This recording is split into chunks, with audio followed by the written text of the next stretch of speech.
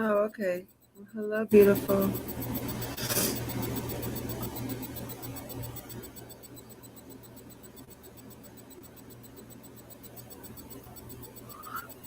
We were up at my mother-in-law's for a cookout, and I got bit by some type of ant or something. It was in my shoe.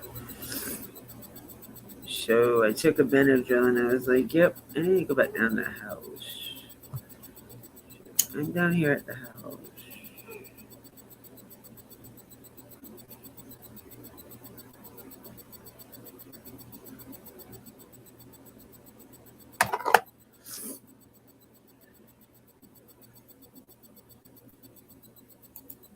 I definitely wasn't sure if anybody was going to come in, so I'm telling you, yesterday and today have been a weird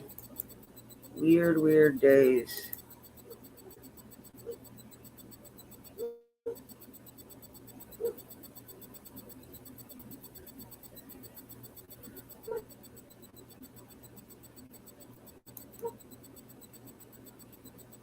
Okay, so there's a title that says Kylie's car rolled backwards in drive.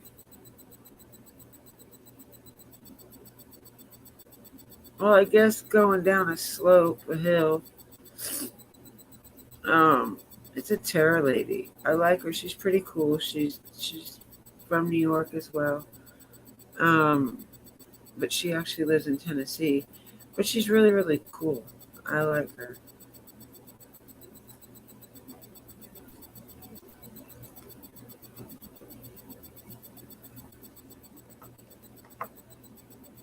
But we're not gonna go over Kylie or Summer.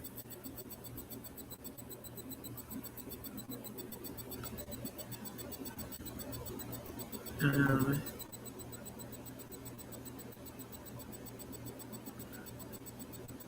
I know I'm just tired of everybody talking shit about AWP because if it wasn't for them, we would never know where Kylie was still.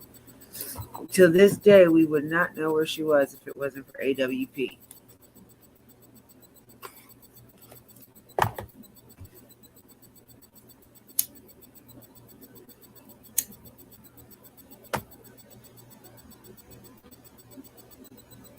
Oh, Lotus Wolf came out with a new video.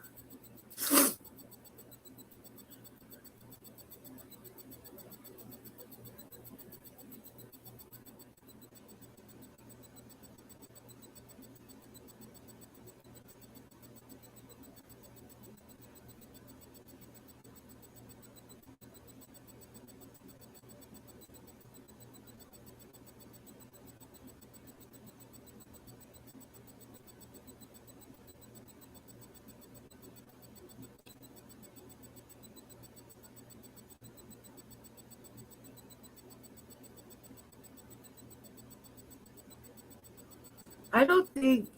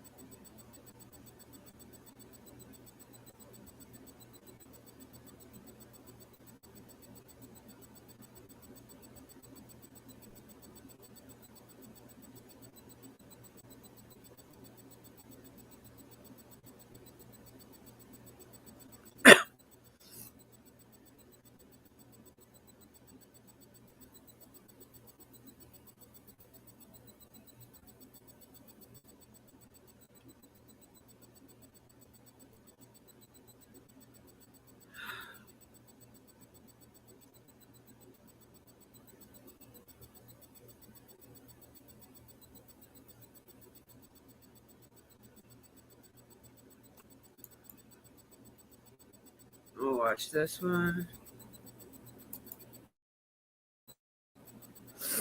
See what it's like. If it didn't like this one, we'll go to the other one.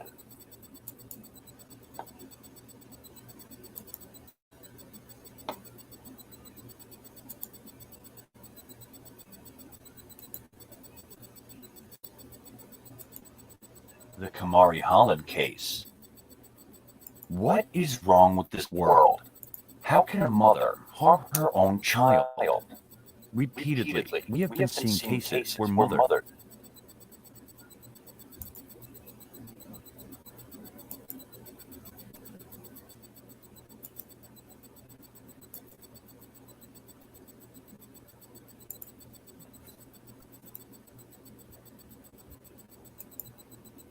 the reason for their children's misery.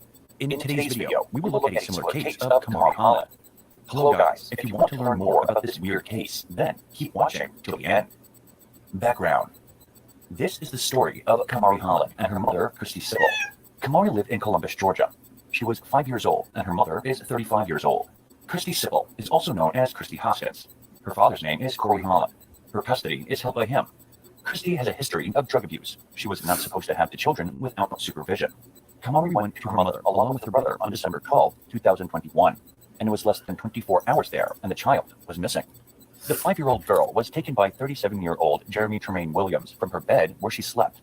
Kamari's mother, Christy, reported her missing on December 13th at 6:15 a.m.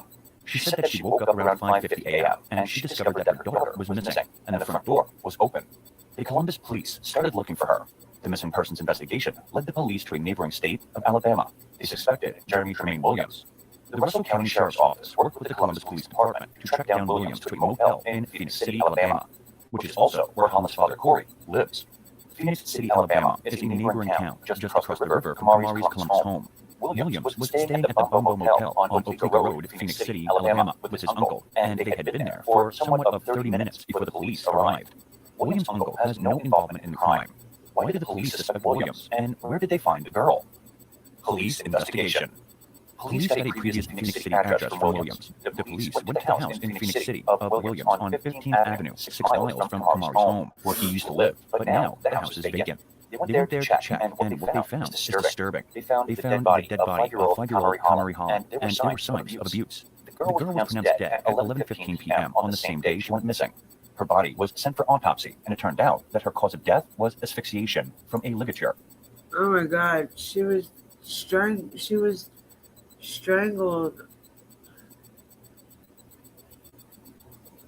smothered or strangled, or just like Shania Davis. Y'all. Williams is arrested on suspicion of... And this guy too reminds me of the murderer in Shania's case. Capital murder, a charge that pertains to victims under the age of 14. The sheriff declined to reveal what led investigators to Columbus to identify Williams as a suspect, though he detailed previous accusations against him. Williams is not on the sex offender registry, but he was charged with the abuse of a child in Phoenix City in 2009 before he was acquitted by a jury in 2012.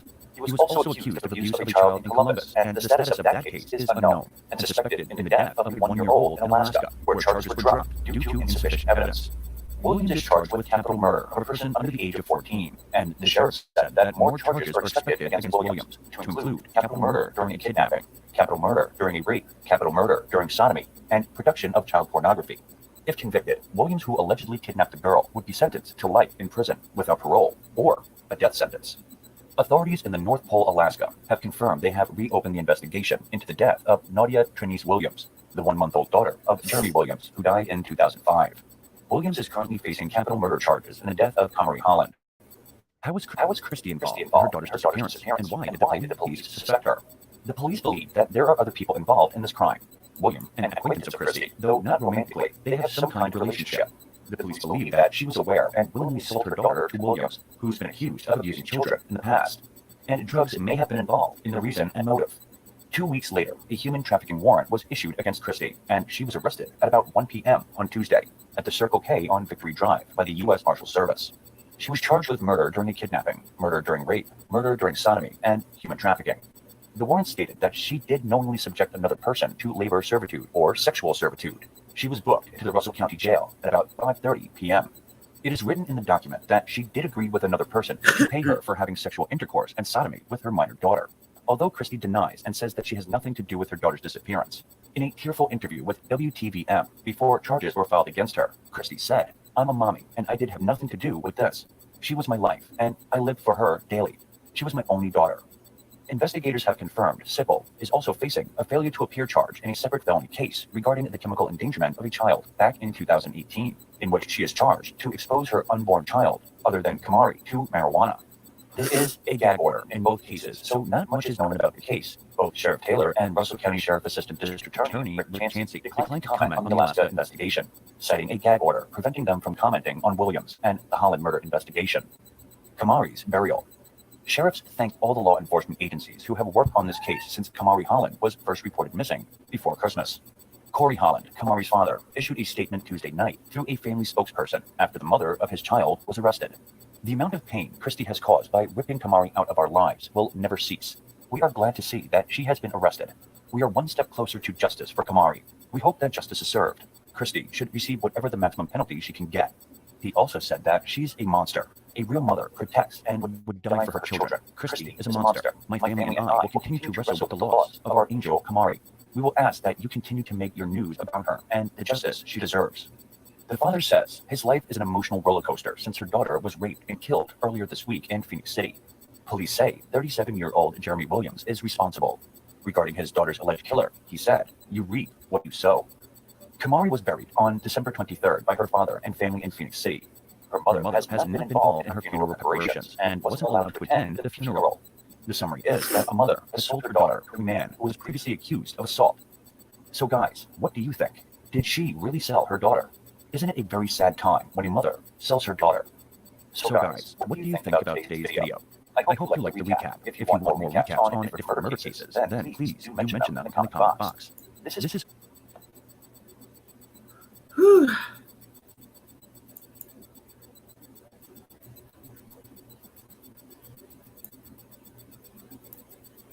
Let's see if they do Shania's. I don't know if they did any of Shania's.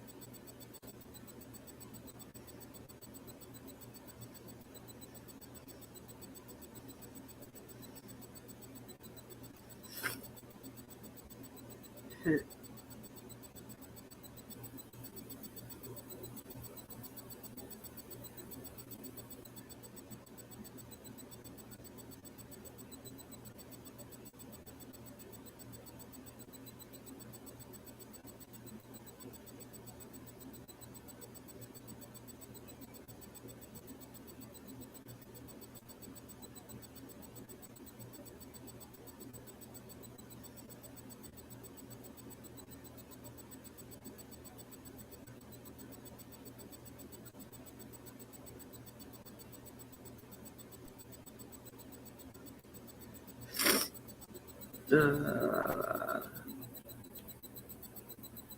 guess they didn't make it.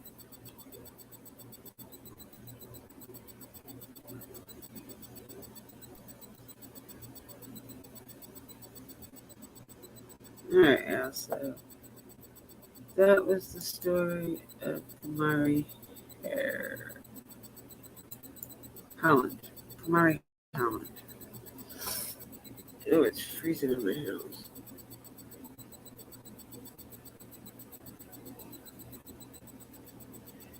Back to the share the blanket with me.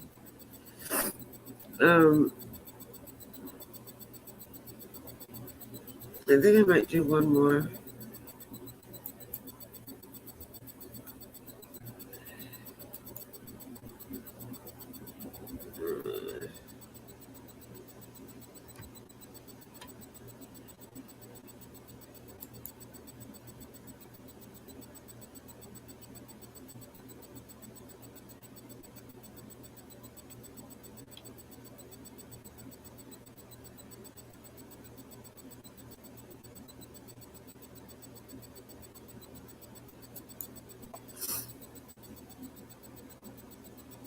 Oh, I need to share the screen, don't I? Dumbass. Hello. Hello, Mars. We're just doing recaps on some old cases.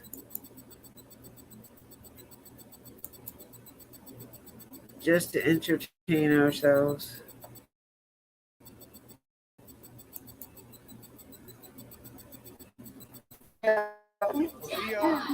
Five minutes, I'm resting my voice.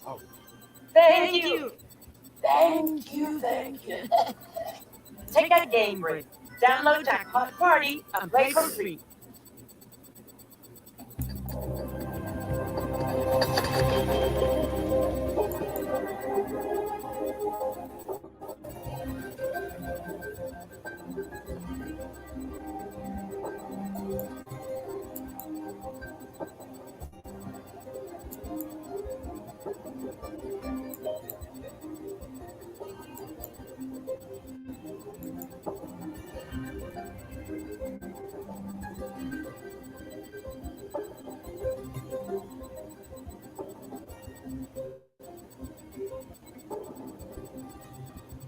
Whoa, what happened?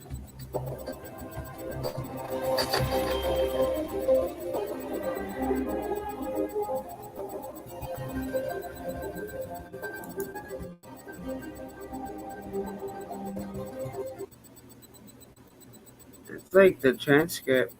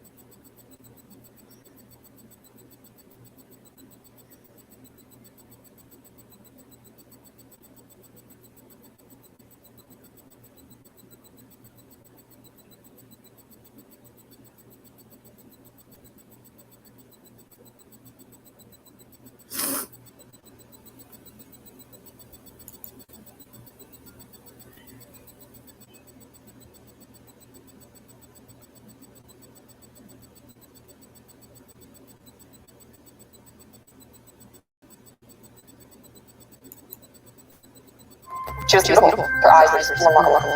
I was going to be there. She was going to be there for me. It didn't matter what it was. I thought that maybe she could have been announced. No, it was happening. There's nothing I could have done or anyone could have done. Skyler, Rachel, Sheila, total BFFs. They now all determined. We saw them as a team, the group that became inseparable. Then one ended up missing. Nobody's heard of her. Nobody's where she is. Something bad wrong. Where was Skyler? Someone was hiding something. Okay, to the FBI, like, they're serious. Twitter, Instagram, Facebook, you just see things start to get ridiculously out of control. Tonight, we take you inside a secret world that's going to stun you. Teenagers, social media, and murder. She was like, well, she'll blackmail me. A clique of mean girls. Were they mean enough to kill? It was such a shocking and scandalous head case. This was diabolical. Evil comes in all shapes and sizes. I'm Lester Holt, and this is Dateline. Tonight, Andrea Canning with Something Wicked. In the gentle rolling hills of northern West Virginia, in a sweet college town in the heart of whole country lived three teenage girls. Their photos capture a moment in time. They were smart, talented, lovely, everything a parent could hope for in a daughter. And so who could have guessed, just by looking, that some of them carried a dark secret about a friend? I have a 16-year-old daughter. She has not been home, hasn't went to work. I am scared to death. These teens played a strange and haunting game. Would you guys rather suffocate or get shot? Get shot. A game of betrayal that would go way beyond typical teenage drama. She's calling out, help me. You know, why? And at the center of it all was a girl named Skylar. Dave and Mary Neese welcomed their only daughter Skylar to the world back in 1996. Tell me about the day she was born. Is that the greatest moment of your life? I wouldn't go that far. First time you saw her? First time I saw her, yes, I can say that was the greatest moment of my life. Yeah, it was instant love. They live in Star City, a small suburb of Morgantown, West Virginia, where Dave works at Walmart and Mary at a medical office. Skylar was a whirlwind, a rambunctious, precocious toddler who owned her parents' hearts. Hey, gorgeous. You're a beautiful baby. She was reading way before she was supposed to, doing math and stuff way before she was supposed to, so she was a very intelligent little girl. Thanks for me.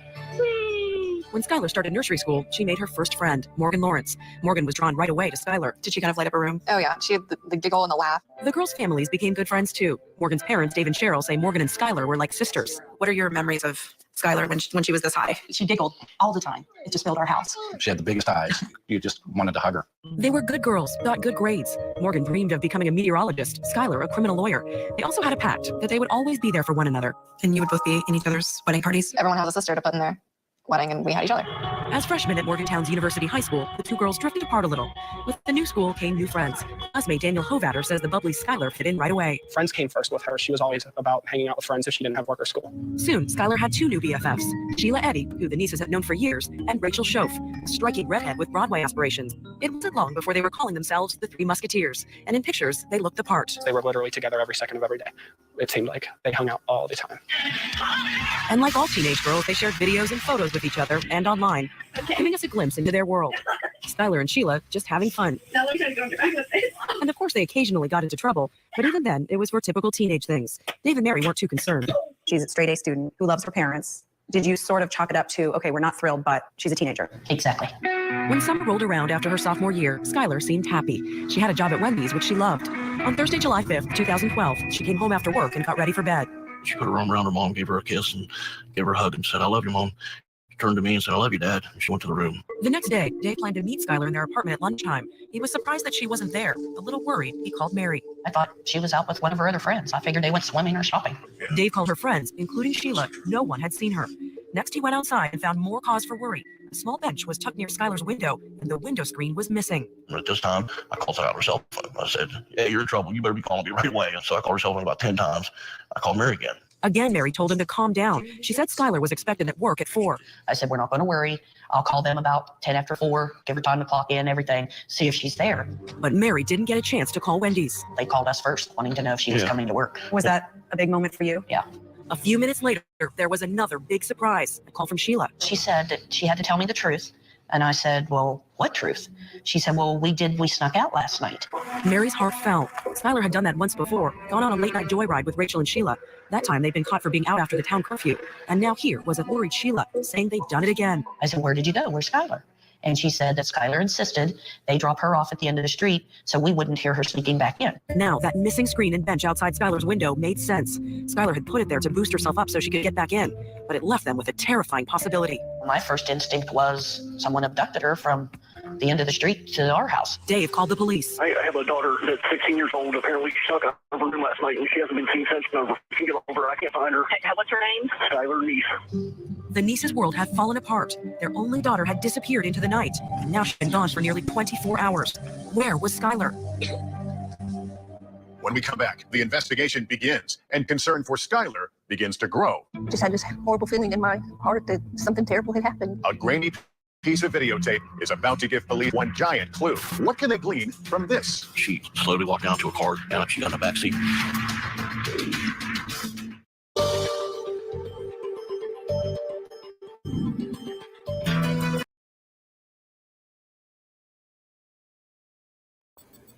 This is definitely one of those cases that makes you go,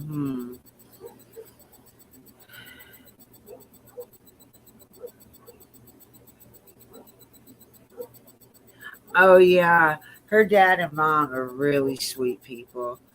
Like, I can't believe that shit happened to them. And I feel so bad because their daughter was gorgeous. Definitely let me know when you have him back on. I would love to come into that one.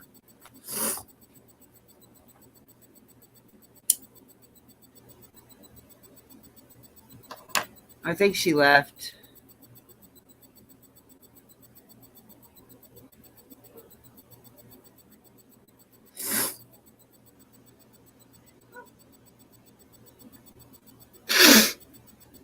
Ugh, can't breathe.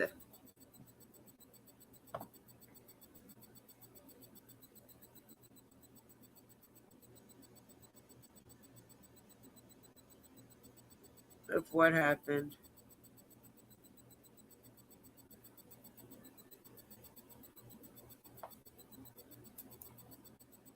Yeah, I love this case. I've been following this case since the day it happened. And I'm always talking about Skylar's case.